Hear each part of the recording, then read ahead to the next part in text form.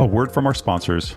Advertisers, are you ready to become a certified converged linear CTV and digital video media master? Introducing Nexon U, the online educational program dedicated to helping you better plan, buy, optimize, and measure your converged campaigns.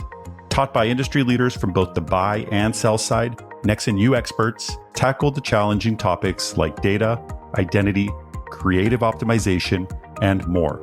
So whether you're looking to fine-tune your existing skill set or dive deep into new concepts, Nexon U is the place to be. Enroll today at u.nexon.com. Again, that's u.nexxen.com.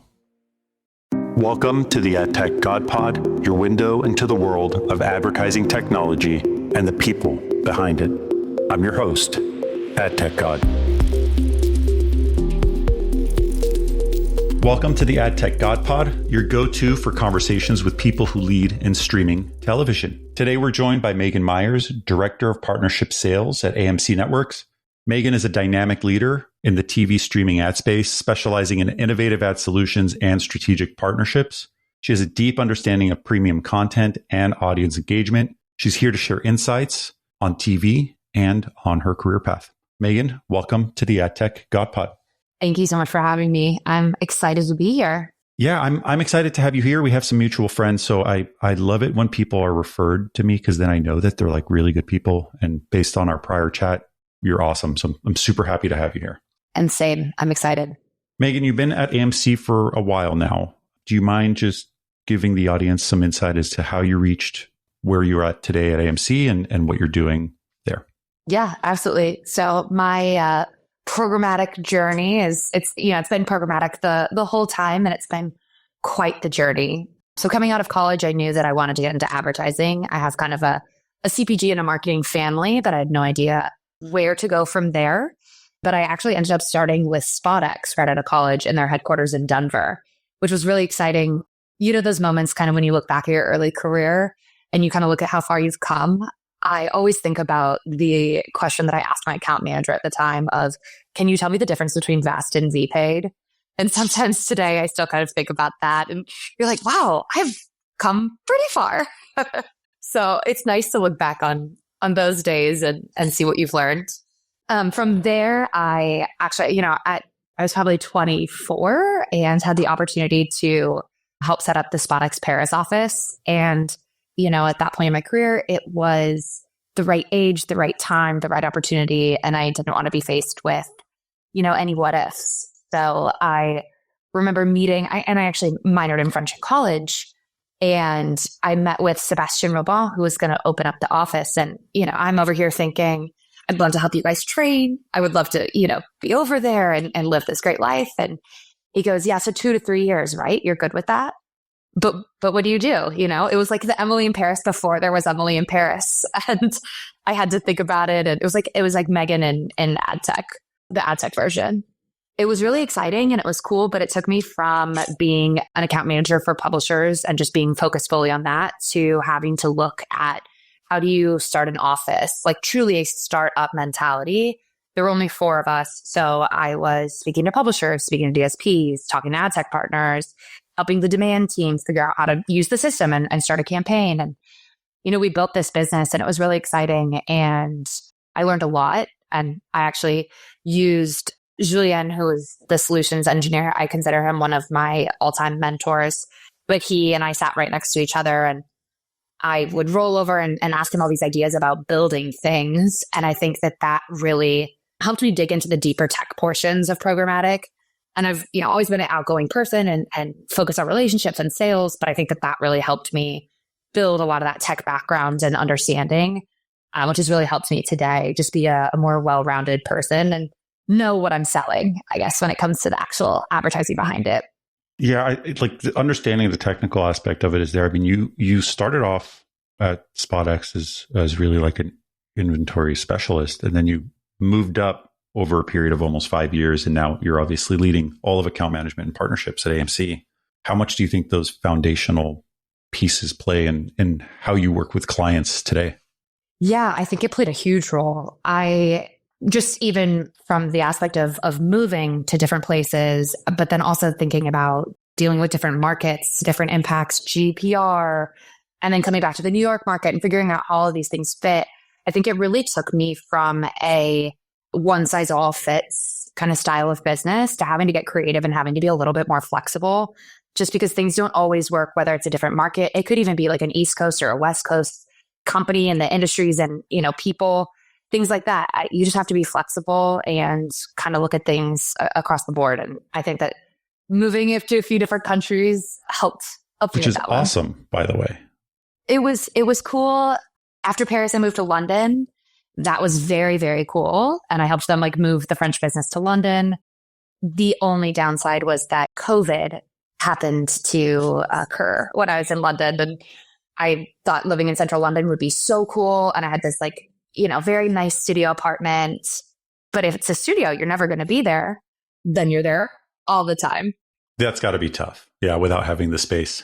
And I loved the London team. They were great. But that one got kind of cut short. But it ended up being okay. I think I knew that I wanted to come to the pub side. And there was the SpotX Magnite merger plus COVID. It was the right time for me to make the move and come pub side. You've obviously worked in this space for quite some time. And I feel like, SpotX was probably a big part of filling and building those foundations of knowledge that you have. Now that you're working on the pub side, like you said, there's so many different types of publishers in this space, but AMC in particular is really kind of considered like a premium publisher in the CTV space, right? Like they've been known for storytelling. They've been known for great content. How do you feel AMC can differentiate, or how do they differentiate their type of content, which I like and my wife absolutely loves? Yes. From what is, like a pretty crowded streaming world. AMC Networks took a really unique approach. There's a lot of streaming apps out there and everybody's content is good. All the apps are great. But AMC just took a different strategy in that way. What we had found out is that, just like you had mentioned about you and your wife, people are really into the content. And, I think that even reflects looking at Comic-Con and some of these things. The audiences are borderline, obsessed and want to be a part of it. And so when we looked at making sure that we're hitting all of that audience and giving them the content that they want, we decided to put our content on as many apps as possible rather than kind of putting it under exclusively the AMC Plus space, just because everybody has a lot of streaming apps today. And, there can only be so many. And I think we wanted to make sure that nobody is missing out on watching the AMC content that they love. And that has really had a great effect. We have taken it from, being a few fast channels on one space to now being across, I would say, majority of all streaming services. We have fast channels, and we've even kind of moved to when our in-season premieres happen, we're also premiering those on fast as well. So we just want to make sure that we're getting that content in front of people no matter how they want to watch it. And we've gotten a really positive response with that. Yeah, I would think that, being on every possible endpoint is a goal and a focus until you figure out which endpoints are the ones that perform the best or, drive the most user base or generate the most ad inventory possible.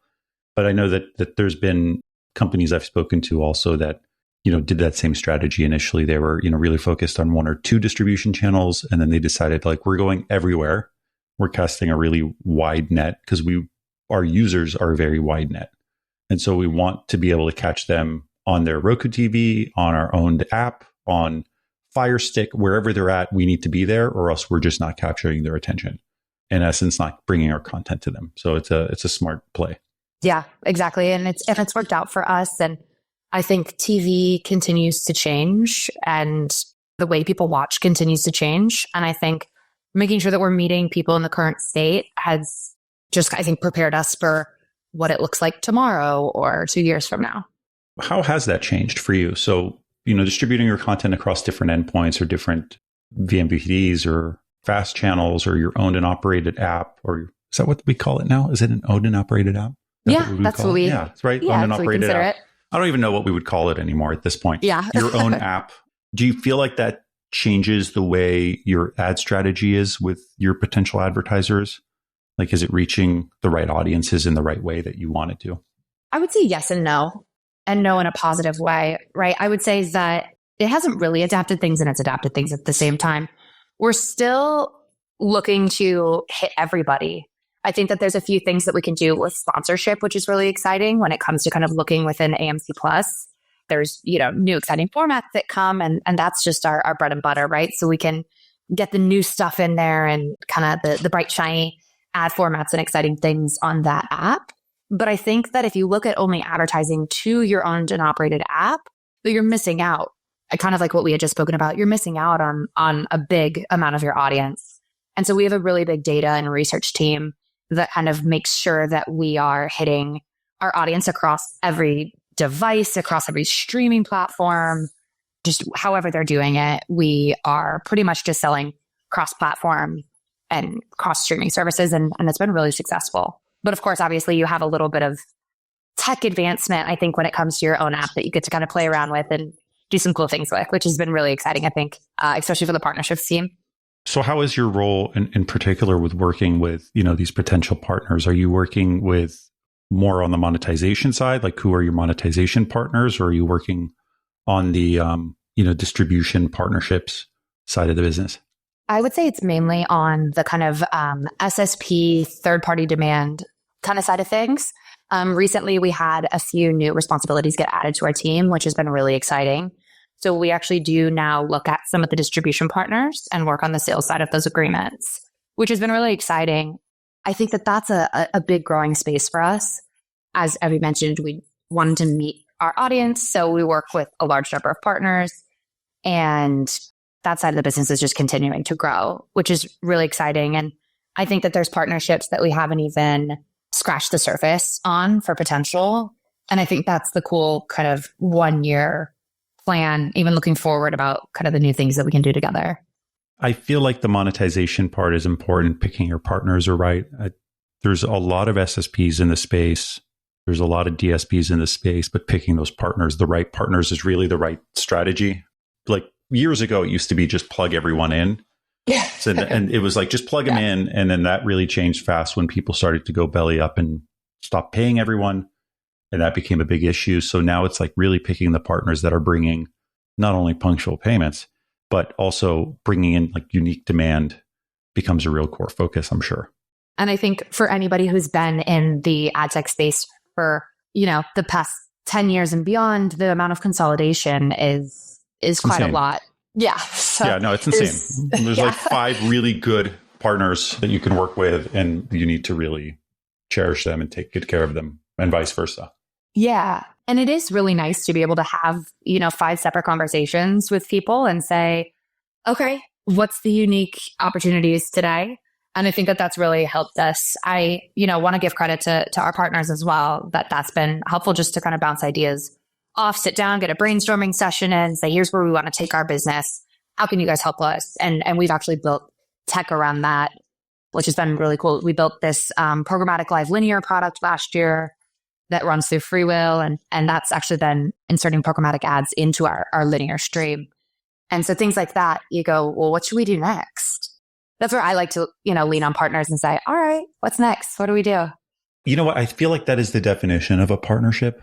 The people who treat their partners like their vendors is really the wrong strategy, because then people don't share ideas because they're scared that they're going to get yelled at or they're going to say something they don't like. But, building that relationship and trust and just being able to have the right conversation to brainstorm and come up with, whether it's carving out your inventory in a specific way or something more advanced, like, custom ad solutions and units that you can offer and how that works.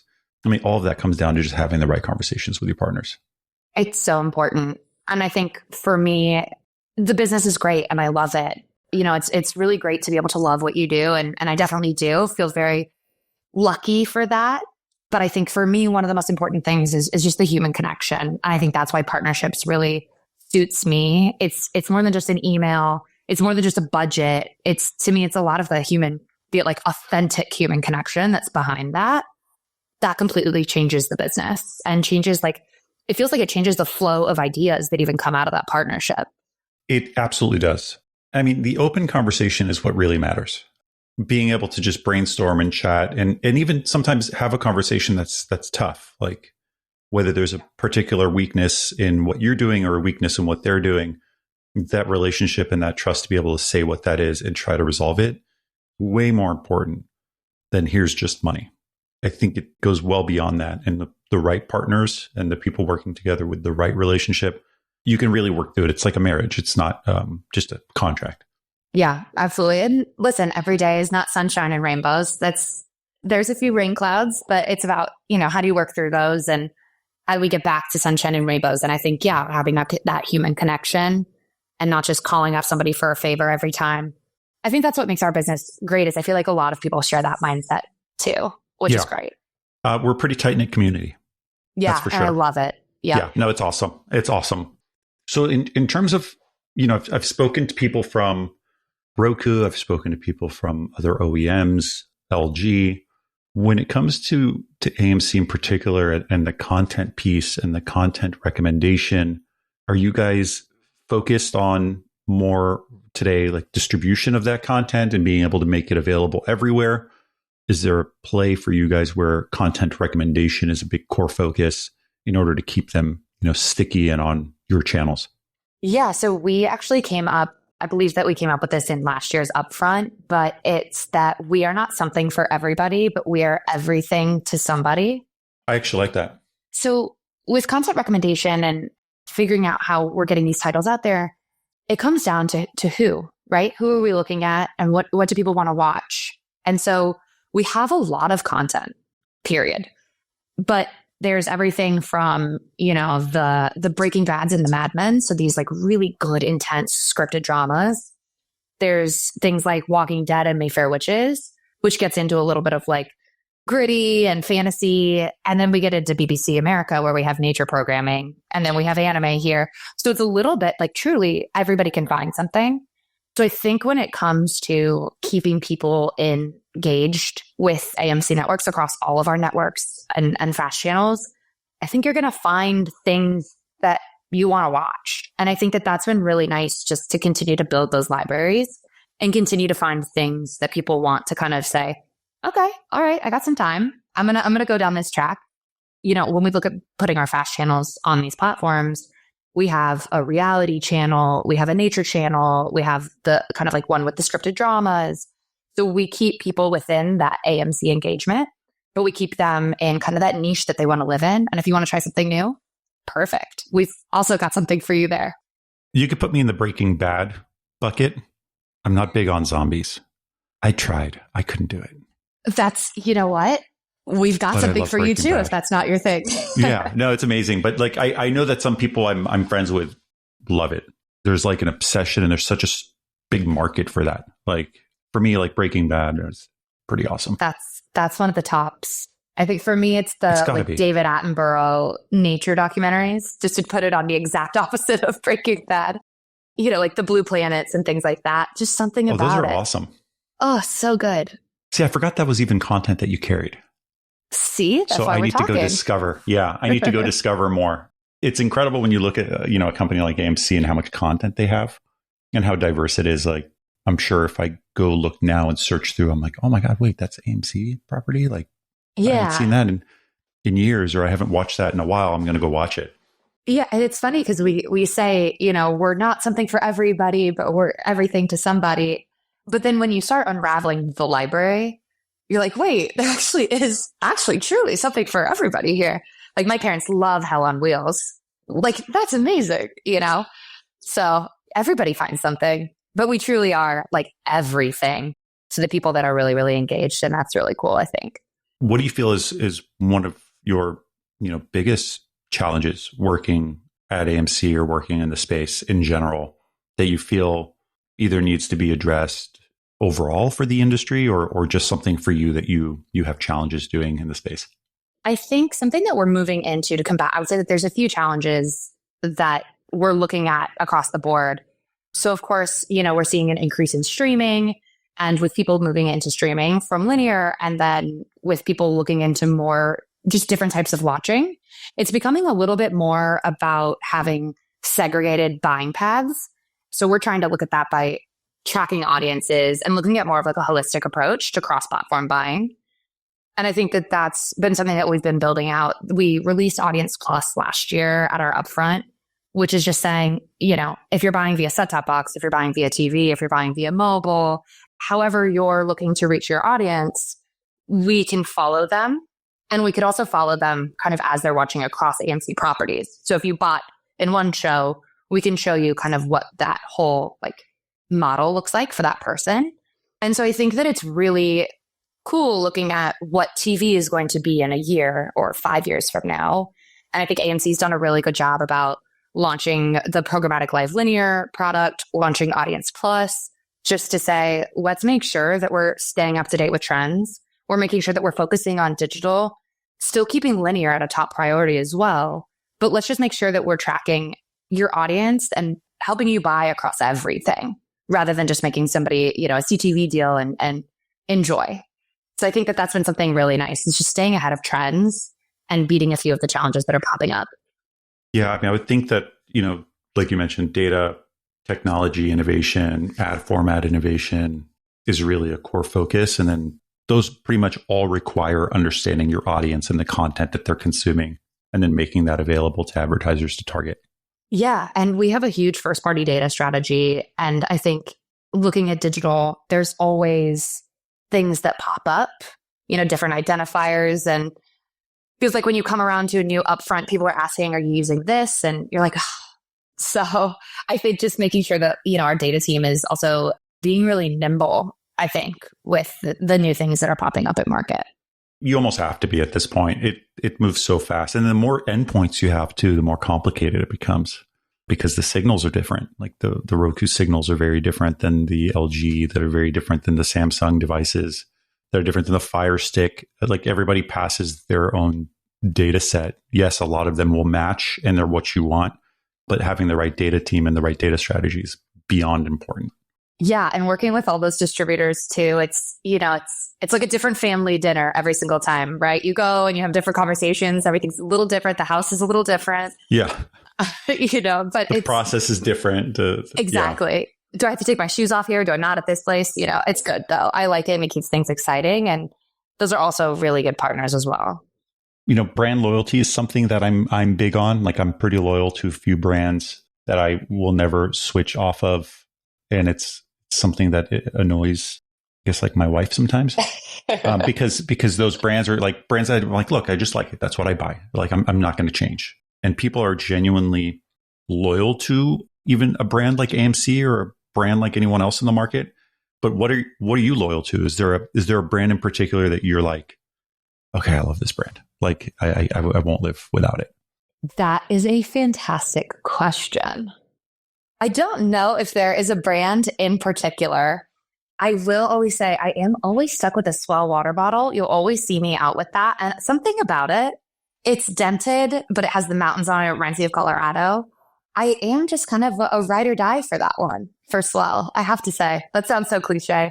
It's funny. It could be the simplest things. Like for me, it's a particular t-shirt brand. Like I will not move away from that brand. I've tried a couple others. Nothing fits the same. Nothing feels the same. It is what I buy. I have like 50 of them and I rotate through them. People think I wear the same shirt every day, but I don't. You're like, I promise you, this is 31 of 50. Tomorrow I'm wearing 32. Yeah, exactly. I'm like, don't worry. It's not the same shirt I've been wearing for 4 days straight. I just basically have no style. Oh, I feel like I have my brand loyalty, I think, sits with a lot of people.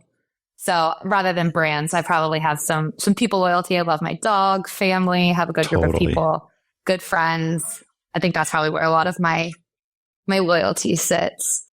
Meagan, if you didn't work in streaming TV, if you didn't work at AMC or AdTech or media, what do you think you'd be doing? Great question, because I have the answer for you. Yes. So I love food and I love wine.